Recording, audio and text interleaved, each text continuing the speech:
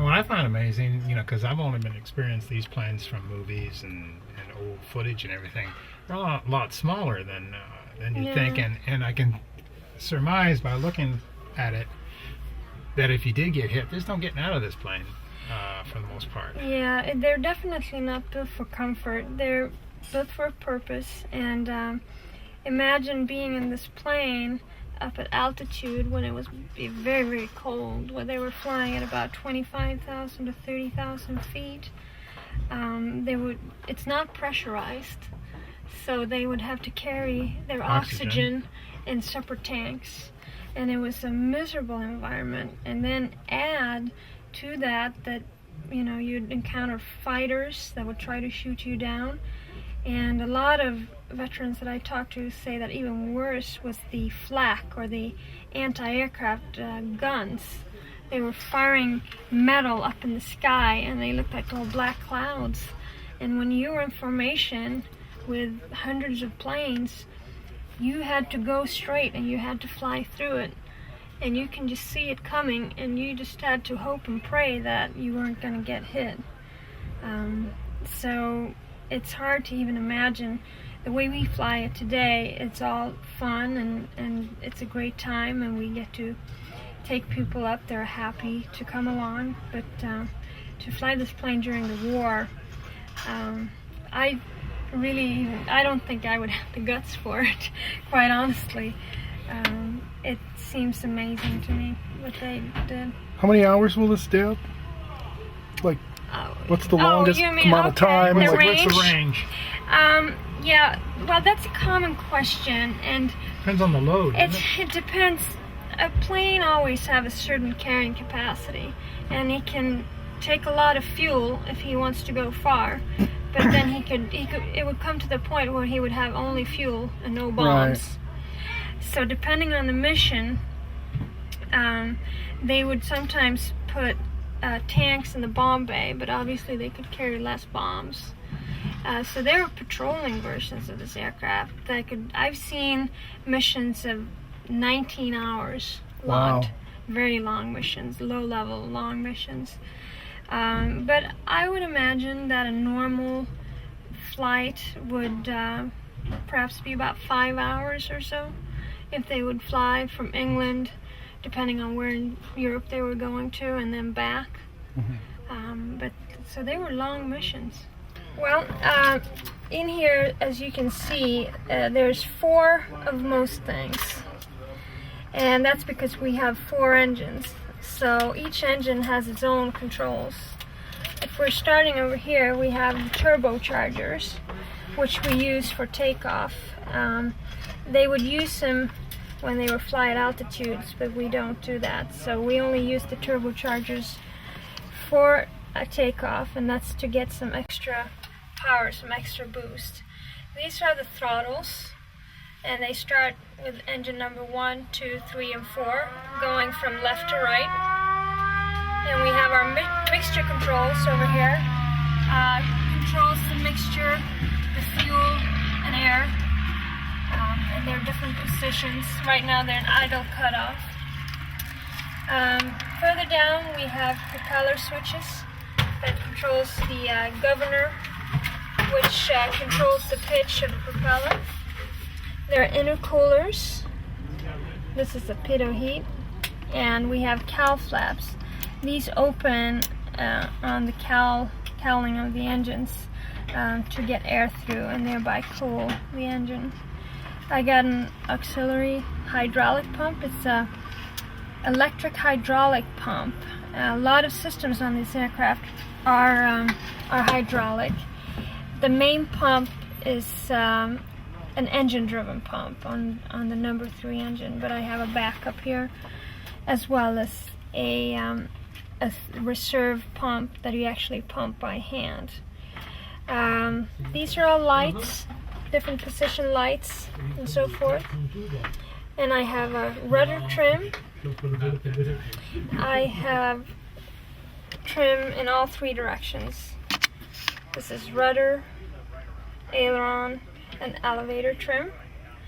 And down here, these bigger controls are for the landing gear. This is, I'll push this up to retract the landing gear, and it's a hydraulic landing gear, and this is the flap handle where I can adjust the flaps, also hydraulic. Got a parking brake and I got a control lock, which where I can lock the control surfaces like the rudders and so forth, so they don't, if there's a wind, they won't move. We have all the flight instrument on the captain's side, and you can see your altimeter here for where you can see your altitude, your airspeed. This is the horizontal gyro where you can see your direction of where you're going. This here is for the rate of climb and descent, where you can see an increment of 1,000 feet per minute here if you're going up and down. And we have the horizontal gyro right here to see the attitude of the aircraft as we fly. So a lot of instrument. On the co-pilot side, you have all the engine instruments, your manifold pressure, your RPM, and as you can see, there's 2 gauges for each, but there's 2 pointers, 1 for each engine here. So that's 1 and 2, 3 and 4. And same thing with all the instruments here. Get your fuel pressure, your oil pressure, your oil temperature, regular temperature, flap indication, and further down you have some of the start switches and primers. We have some extra fuel boost pumps because the fuel pumps are engine driven. So when you want to start your engine, you want to have an electric fuel boost pumps turned on so you get fuel to the engine. And there's a lot of switches here.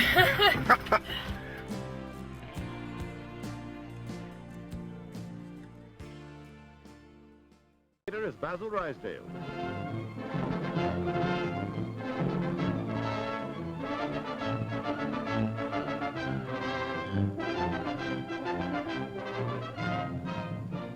Now it can be told. History in the making at the mysterious Shangri-La. Actually, the United States Navy aircraft carrier Hornet steams westward across the Pacific. The protecting force of cruisers and destroyers, with the hard-hitting Admiral Halsey in command, slams into a gale, determined to reach a position 400 miles from Tokyo, unless intercepted by the enemy. Packed on the afterdeck of the Hornet are 16 B-25 Mitchell bombers. Never before have these huge planes been launched from a carrier. High explosive and demolition bombs are made ready for the destruction of military objectives in Japan. Colonel, now Major General Doolittle, with Captain Mark Mitcher, commander of the aircraft carrier Hornet, who was once decorated by Japan, now gives his medal to be returned to the Japs on the tail of a bomb.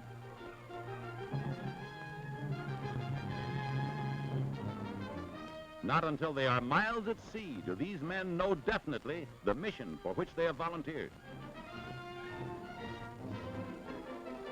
Now their thoughts go back to their months of careful preparation, clothed in the greatest secrecy. Only Colonel Doolittle knew that Japan was to be their target.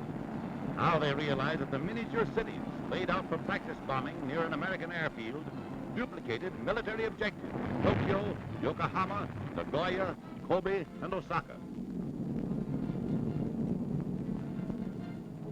Even the strategy of flying in low over targets is an important part of the training for the greatest surprise raid in the history of aerial warfare. Hi, I'm with Jonna Doolittle Hoppus. I was having problems with that name. Did a good job. Did a good job. That's a mouthful. This is a familiar plane to you, right? It certainly is. Tell us about, I know you got a book out now. It's been out about a year, so we'll give it a little plug. What's the title of your book? Calculated Risk. And it's the story of Jimmy Doolittle, but it's also the story of his wife, Jo, okay, and the role that she played in history. So tell me, what it was like growing up as Jimmy Doolittle's granddaughter. I mean, that's probably one of those inane questions, but I mean, it's kind of from a different perspective. Growing up as his granddaughter, he was just Gramps. That's what I was wondering. We didn't really think of him as a war hero or as a pioneer in aviation. He was just Gramps. Because you were with him after all that, right? After all that, I wasn't quite born when they led the raid on Tokyo. Okay. But he was just this wonderful, warm family man. That's who I knew. I had to really grow up to appreciate his contributions, not just to the war, but also to aviation itself. So he didn't talk about it after that. And most World War II veterans don't. They don't. Of course, we learned because of the books that had been written about him and the people that would come to interview him. So we learned pieces of the history. And if you sat down and asked him questions, he would talk about it. You could get him to talk about the raiders who were absolutely his boys. But no, he didn't volunteer. You had to ask. So we were talking earlier about your involvement with Michael Bay's Pearl Harbor, which I just found out about. It was kind of interesting. What were your impressions of the early script, and then how did you get involved in getting a little better image of Doolittle in the movie? Well, I'm going to say right off the bat, Disney, when they discovered that the family was unhappy with the script, because the original script portrayed him as kind of a foul-mouthed, not so bright, Patton-ish stereotype. Disney was great about working with us. I mean, they bent over backwards to try to clear up some of the misconceptions in the script. And it was interesting to work with them because I think for them it was a discovery of who this man really was and what his contributions were to aviation. So in your book, who is your book for? Today's generation, last generation? Well, who do you think? I have a mission with this book, and it's kind of a twofold mission. The first one is to put Doolittle out there, who he really was, and to put my grandmother and her role of wife of this man, this legend. And the other is to encourage not just World War II veterans, but all veterans to record their stories. So when people go to write books or they go to make movies, the truth is out there. I mean, if you just ask the average veteran, his story is amazing.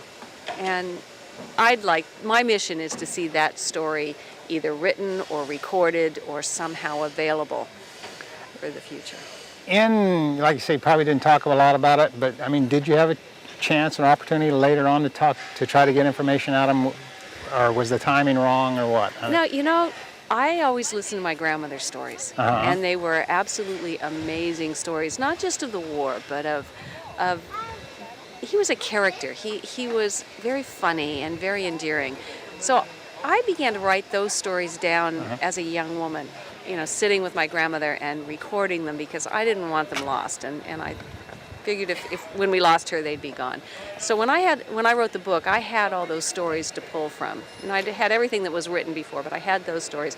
The other thing that I had that there's just nothing I can compare it to. I had hours with my dad. Daddy, what was it really like when he flipped the plane and you're hanging upside down? Or what was Roscoe Turner really like? Or Eddie Rickenbacker? Because those were the people that hung out at their home. So I had all of that. And those hours with my dad, I mean, I'd write the book all over just to have that time again. So I haven't read the book, so I mean, is there any like little gem in there from your grandmother's perspective that, the average person who might be interested in Doolittle in that period wouldn't be aware of? You'll meet the man. You'll hear the story, the history. I did tell those stories, but you'll meet the man. You'll know what he was like as a grandfather. You'll know what he was like as a father. You'll know what he was like as a husband. And so, especially toward the end of the book, it talks about, I'll tell you things he couldn't tell you about himself. He would never have bragged about himself. I can brag about him because he was really, integrity guided his life.